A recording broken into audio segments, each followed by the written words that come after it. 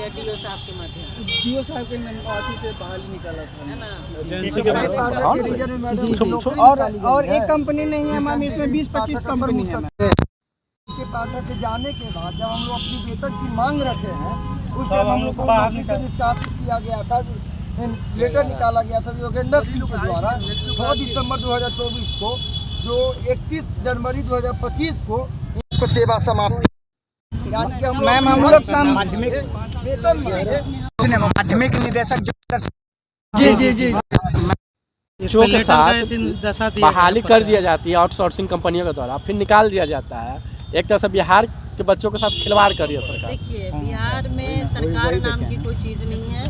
बिहार के प्रशासनिक अधिकारी जितने हैं वो अपना मनमानी करता है, नोटिफिकेशन निकालते हैं, जैसे मन करता है बहाली करते हैं, जब मन करता है नोटिफिकेशन निकाल करके बाहर करते हैं। एक तरह से नौकरशाही हावी है। बिल्कुल नौकरशाही भी है और माननीय मुख्यमंत्री जी के नाक के नीचे हो रहा है, जो कि बहुत ही शर्मनाक और दुखद स्थिति है।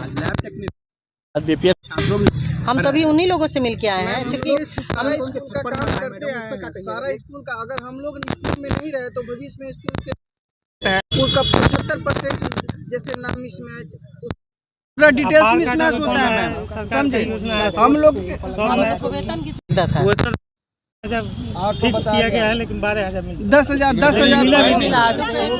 आउटसोर्सिंग कंपनी के द्वारा एजेंसी होगी। एजेंसी कौन थी? अगस्ता। जी अगस्ता पे आप लोग केस क्यों नहीं करते हैं? अगस्ता पे ऊपर है कि हम विभाग से पैसा मिलेगा तब अभी तक पेमेंट नहीं मिला। गजब स्थिति है मैडम। एकदम से समझ लीजिए कि अंधेर नगरी चौपट राजा वाली बात है। और आप लोग का हम ज्ञापन ले लिए हैं, हम सरकार को ध्यान आकृष्ट कराएंगे। जी अपनी हम लोग बात करते कंपनी, हम लोग को मैंने साफा बुझे बर्बाद, भविष्य को बर्बाद कर दिया गया। यदि कंपनी को सरकार तो कुछ भी करके बोलते हैं कि माफी तो मांग लिए ना, माने लेडीज के बारे में भी ऐसे ऐसे हरकतें बोल करके तब बोलते हैं नीतीश कुमार सर कि हम माफी तो मांग लिए ना, अब तो हुआ ना। मैंने हम लोग के साथ इतना गला कटने वाला काम कर दिया।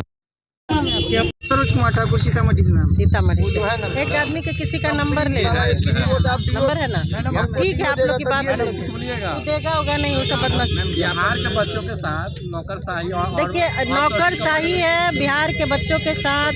बिहार के ये भविष्य हैं, बिहार के कर्णधार हैं, इनके साथ दुर्व्यवहार हो रहा है और अमानवीय व्यवहार हो रहा है।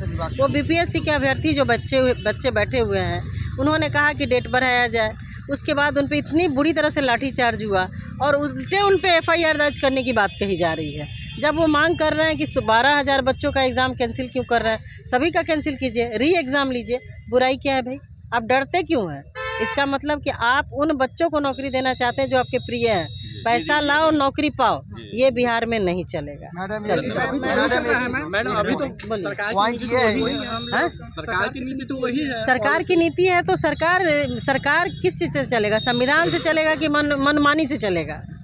हाँ, मनमानी से नहीं ना चलेगी। उसके लिए इस बार अमित शाह जी को मारिए गोली, उनका बात हम लोग नहीं सुनते।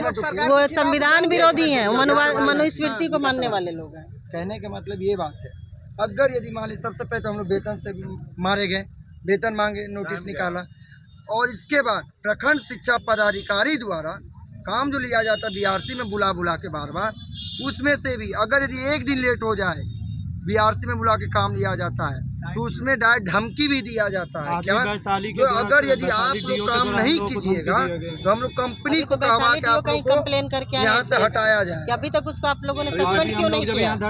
सारे करके रजिस्टर कार्ड हम लोग का हाजिरी शिक्षा कोर्स से हम लोग काम किए नहीं, वो हैं, तो अपने चोट्टा है। डाइस प्लस डीओ जो है एक नंबर का चोर है, वो तो एकदम से लगवाया, सारा पैसा खा गया, डेस्क बेंच सारा पैसा खा गया। अगस्ता से पैसा लेके आप लोग को बहाली वही किया, 1.5 लाख रुपया देके आप लोग खुद नौकरी लिए। क्यों लिए हम जानना चाहते हैं। आप लोग आंदोलन करिए, उसको आंदोलन पे तो है मैम। एकदम हम लोग आपके साथ हैं। पैसा जहाँ देने की बात हो बिल्कुल मत दीजिए आप लोग, क्योंकि इस पार्टी ये जो सरकार है दलाल के हाथ में और दलाल के द्वारा चलाया जाता है। जैसे प्रखंड शिक्षा पदाधिकारी द्वारा धमकी जो मिलती है, हाँ, डेटे पूछ लीजिए, शिक्षा पदाधिकारी ये लोग क्या धमकी जो बोलेंगे? मिलती है, इसके बारे में अगस्ता कंपनी सबसे पैसा ली और जो पैसा दिया उसकी नौकरी हुई, ये सब लोग जानता है। इस नौकरी में बहुत से नियमों का पालन नहीं किया गया। जिसके पास पैसा था उसको नौकरी मिली, जिसके पास नहीं था नहीं मिली। तो सरकार जो है